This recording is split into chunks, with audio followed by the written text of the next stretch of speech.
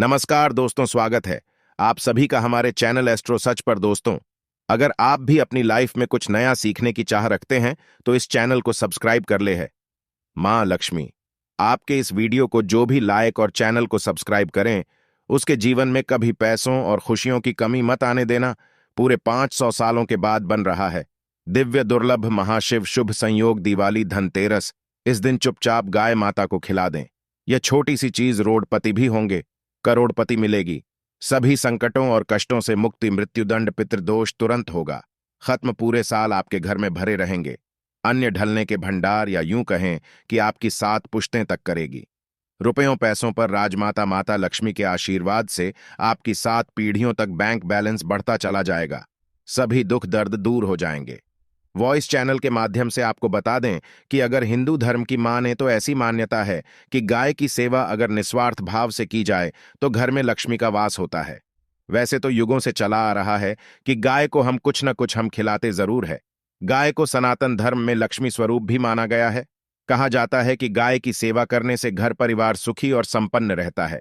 जिसे घर में गाय की सेवा निस्वार्थ भाव से होती है, उस घर में लक्ष्मी जी की कृपा हमेशा बनी रहती है। और जिस घर में गाय की सेवा नहीं होती, अचानक से किसी भी प्रकार की वहां पर विघ्न बाधाएं आती ही रहती हैं। वैसे तो कुछ लोग शहरों में भी रहते हैं, महानगरों में रहते हैं तो गाय पाल संभव नहीं है, लेकिन गाय को रोटी जरूर खिलाई जाती है। लेकिन कई बार कुछ भूल हो जाती है। तो कौन सी 3 चीजें हैं जो गाय को नहीं खिलानी चाहिए, आज हम आपसे यही इस वीडियो में साझा करेंगे। लेकिन दोस्तों, उससे पहले आपसे रिक्वेस्ट करते हैं, वीडियो को लाइक जरूर करिएगा, दोस्तों को शेयर कर दीजिएगा, और अगर आपने अभी तक चैनल को सब्सक्राइब नहीं किया है तो चैनल को सब्सक्राइब करके बेल आइकॉन जरूर दबाएगा। गाय के अंदर सभी देवी देवताओं का निवास माना जाता है, तो आप सुबह पहली रोटी बनती है वो अगर गाय को खिलाते हैं तो देवी देवताओं का आशीर्वाद मिलता है। गाय को गुरु के साथ जोड़ा गया है, यानी गुरु ग्रह के साथ, बृहस्पति ग्रह के साथ। इसलिए गुरुवार के दिन गाय को रोटी पर एक चुटकी हल्दी डालकर खिलाए तो सुख संपत्ति धन ऐश्वर्य बढ़ता है। दुष्ट ग्रह शांत हो जाते हैं। जो लोग मानसिक रूप से परेशान हैं वह गाय का रोटी पर थोड़ा सा गुड़ रखकर खिलाएं तो सकारात्मक ऊर्जा आती है, टेंशन खत्म होती है, स्वास्थ्य अच्छा रहता है। और अगर आपको लगता है कि आपके सभी ग्रह बात है तो ऐसे में गाय को पहली रोटी खिलाएं। सभी ग्रह धीरे धीरे शुभ हो जाएंगे। कभी कभी जीवन में लंबे समय से कोई शुभ मंगल कार्य नहीं हो रहे होते, तब ऐसे में आप गाय को रोटी खिलाएं। गाय के मस्तक को छूकर अपनी मन्नत कहे प्रणाम करें। पैर छुए तो आपके मन में जरूर पूरी होगी। तो यह था गाय को आप क्या खिलाए उसके बारे में। लेकिन गाय को क्या नहीं खिलाना चाहिए, अब हम जानते हैं। रोटी तो हर कोई खिलाता है गाय को। अब ये रोटी बासी नहीं होनी चाहिए, यानी कि एक दिन पहले की जो रोटी बनी रहती है और आप दूसरे दिन खिला देते हैं, सुबह सुबह वह नहीं खिलाना चाहिए। कई बार आप रोटी बना लेते हैं और उस दिन गाय मिलती नहीं तो रोटी रखी रह जाती है। फिर वह अगले दिन गाय को खिलाने से गाय का अपमान माना जाता है, वह रोटी बासी कहलाती है। इसीलिए गाय को एक दिन पहले की बची हुई रोटी नहीं खिलानी चाहिए। सड़ी गली चीजें, खराब चीजें गाय को मत खिलाइए, इससे घर में परेशानी आती है। अपनी आदत को बदल दिया, अगर आप ऐसा करते हैं तो इससे घर में तकलीफ आती है। अंशु वॉइस चैनल के माध्यम से आपको बता दें कि गाय को हरा चारा तो हर कोई खिलाता है। हरा चारा खिलाते समय एक बात का ध्यान रखें, गाय को सबसे ज्यादा पीपल का पत्ता लोग खिलाते हैं, पर पीपल का पत्ता आप खुद से तोड़कर मत खिलाइए। दूसरी बात, आप घर में सब्जी लाते हैं तो सागा जाता है, तो अच्छी चीजें तोड़कर रखकर बचा खुचा आप गाय को खिलाएं। आप जो देंगे वह गाय खा लेगी, लेकिन थोड़ी सी कुछ अच्छी चीजें मिलाकर गाय को खिला दीजिएगा तो ज्यादा फायदा होगा। गाय को दूध नहीं पिलाना चाहिए। आप दही चावल खिला सकते हैं, लेकिन दूध ताजा हो या बचा हुआ भूल कर भी गाय को मत पिलाई। ये तो 3 चीजें गाय को नहीं है। एक तो बची कुची रोटी नहीं खिलानी है। कोई भी अनाज बच जाए उसे दूसरे दिन नहीं खिलाना है। जैसे चावल बच जाता है, रोटी बच जाती है। और आप अगर चारा खिलाते हैं, उन्हें तो सड़ा गला मत खिलाइए। और अगर खिलाते कोई चीज तो उसके साथ कुछ अच्छी चीजें मिला लें, और दूध भी नहीं पिलाना है।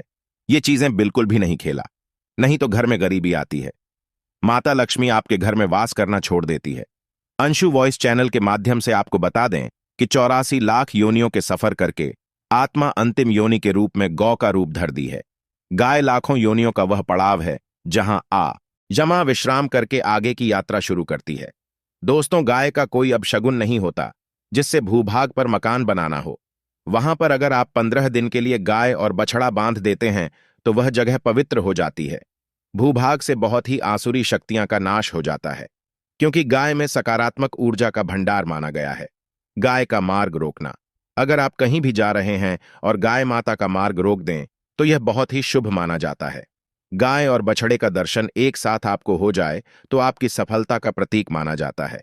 अगर आपके घर के आसपास घूमती रहती है तो इसका मतलब है कि आपके घर से काफी सारे संकट दूर हो जाते हैं। अपने आप और समृद्धिपूर्वक जीवन आपको मिलता है। गाय के समीप आप अगर जाते हैं तो संक्रामक रोग, कैफ, खांसी, सर्दी, जुकाम आदि का अंग्रेज वाली अपने आप ही बिना दवाइयों के विनाश हो जाता है। अगर आपको गाय अचानक से पूंछ मार देती है तो यह बहुत ही शुभ संकेत माना गया है, और काली चितकबरी गाय का ऐसा करना तो और भी ज्यादा शुभ माना गया है। पंचगव्य जो होते हैं वह कई रोगों में लाभदायक है। पंच कभी क्या क्या हुए? गाय के दूध, दही, घी, मूत्र और गोबर, इन सभी को शरीर की रोग निरोधक क्षमता को बढ़ाकर रोगों को दूर करने वाला माना गया है। ऐसा कोई रोग नहीं है जिसका इलाज पंचगव्य से नहीं किया जा सकता। दोस्तों, आज के समय में लोग गौ माता की पूजा करने के बजाय, उनका सही उपयोग करने के बजाय उनको काट कर मार कर खाना ज्यादा पसंद करते हैं। बुरा लगेगा शायद, पर यह सच है। दोस्तों, और गाय को रोटी देने से न केवल सुख समृद्धि की प्राप्ति होती है, वहीं बरकत भी होने लगती है। दोस्तों, आपको एक बार फिर से याद दिला दें कि अंशु वॉइस यूट्यूब चैनल पर आपको शास्त्रों पर आधारित और प्रामाणिक जानकारी मिलती है। इसलिए चैनल को सब्सक्राइब जरूर कर लें और वीडियो को लाइक शेयर भी जरूर कर दें। अगर आप गौर गोपाल सके तो अच्छी बात, लेकिन आज के मॉडर्न युग में जहां लोगों की शायद खुद के घर में रहने की जगह नहीं है, ऐसे में गौ को रखना थोड़ा कठिन और महंगा हो सकता है। ऐसे में आपको को रोटी दे, कम से कम रोटी दे करके आप सुख समृद्धि को प्राप्त कर सकते हैं। आपके घर में बरकत होने लगती है। हमारे बुजुर्ग हमेशा से कहते आए कि गाय को रोटी खिलानी चाहिए, लेकिन समय स्थिति के चलते गाय की सेवा हर कोई नहीं कर पाता। लेकिन कम से कम रोटी तो आप खिला सकते हैं। अगर रोटी भी नहीं खिला सकते, काफी सारी जो हमारे भाई बहन मलेशिया वगैरह में, लंदन वगैरह में बैठे हैं, नको गाय नहीं मिलती है, वो पूछते हैं कि हम कैसे गौ सेवा करें। आप ऐसा कर सकते हैं, आप गांव के नाम के पैसे निकालते जाए और फिर आप चाहे तो कभी इंडिया आए तो आप गौशाला में दान दे दें, या फिर आप चाहे तो वहीं पर किसी गरीब को गांव के नाम की रोटी खिलाएं। किसी भी अनाथ आश्रम में चले जाइए, किसी वृद्धाश्रम में चले जाइए, किसी भी दूसरे सफेद पशु को आप भोजन कराएं। यह भी आपके लिए बहुत अच्छा होने वाला है। कम से कम रोटी जरूर खिलाएं। हमारे देश में कई जगह देखा गया है और कई लोगों का प्रश्न आता है कि हम झूठी रोटी गाय को देते हैं, क्या यह सही है या गलत है? हम झूठा खाना, बचा हुआ खाना गाय को खिलाते हैं, यानी जो बच जाता है वह गाय के हवाले कर दिया जाता है। दोस्तों, रामायण काल में गौमाता को एक श्राप मिला था। उसी की वजह से आज उनके साथ ऐसा हो रहा है। उसी शराब की वजह से गौमाता में देवी देवताओं का वास होने के बाद भी उनको झूठा खाना पड़ता है। यहां तक कि पॉलीथीन से भी खाते हैं, हालांकि यह किसी भी लिहाज से सही नहीं है। आपको बता दें, वाल्मीकि रामायण में सीता द्वारा पिंड दान देकर दशरथ की आत्मा को मोक्ष मिलने का संदर्भ आता है।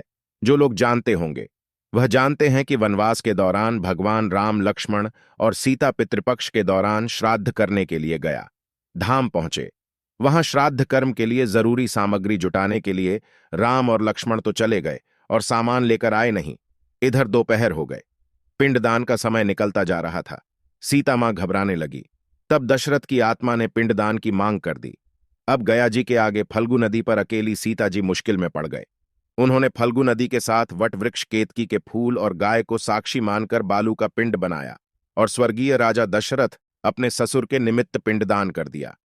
थोड़ी देर में भगवान राम और लक्ष्मण जब लौटे तो उन्होंने कहा कि समय निकल जाने के कारण मैंने पिंडदान कर दिया।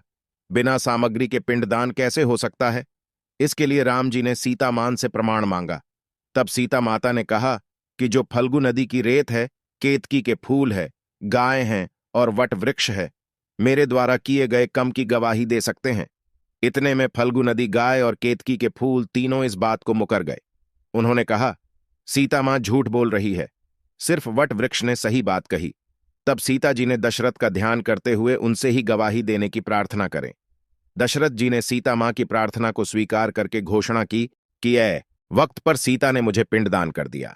इस पर राम आश्वस्त हुए, लेकिन तीनों गवाहों द्वारा झूठ बोलने पर सीता जी उनसे क्रोधित हो गए और उन्हें श्रपद या फल्गु नदी से कहा कि जा, तेरा नाम सिर्फ नदी रहेगा, लेकिन तुझमें पानी कभी नहीं रहेगा। इस कारण आज भी आप जानते होंगे, जो लोग जानते हैं, फल्गु नदी आज भी गया मैं सूखी ही रहती है। को श्राप दिया कि तो पूज्य होकर भी लोगों का झूठा खाएगी, और केतकी के फूल को श्राप दिया कि तुझे पूजा में कभी नहीं चढ़ाया जाएगा।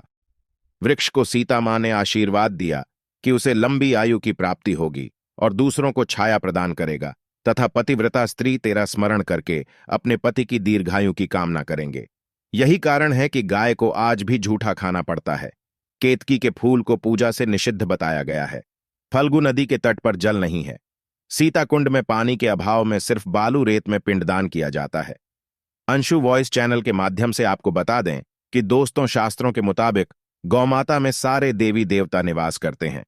33 कोटि देवी देवता पितरों का निवास होता है। अगर आप भी किसी मंदिर में नहीं जा सकते, पूजा पाठ नहीं करते हैं, कहीं जाकर के ग्रह दोषों का उपाय नहीं कर सकते हैं, तो आपको गाय को एक रोटी जरूर खिलानी चाहिए। हमेशा कहते हैं, पहली रोटी गाय कि अगर आप भी खिलाते हैं तो दुनिया के सारे सुखों को प्राप्त कर सकते हैं।